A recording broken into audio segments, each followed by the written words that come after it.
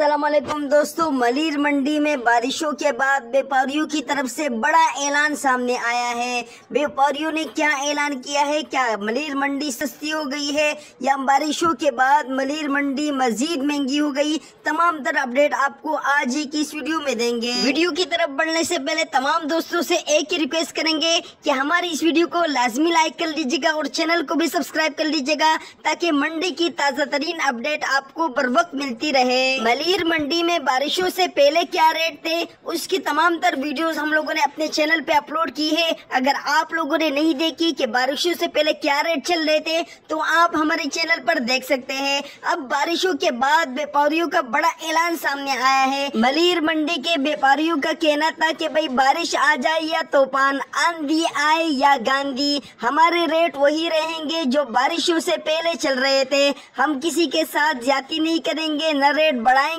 और न ही रेट कम करेंगे। मलिर मंडियों के व्यापारियों का मजीद कहना था कि इस साल बीमारी की वजह से मंडी में जानवर कम से कम आए हैं, लिहाजा शहरियों से दरखास्त है कि वक्त पर आकर अपने सौदे पक्के कर ले, बाद में ऐसा न हो कि मंडी में आपको कोई जानवर न मिले।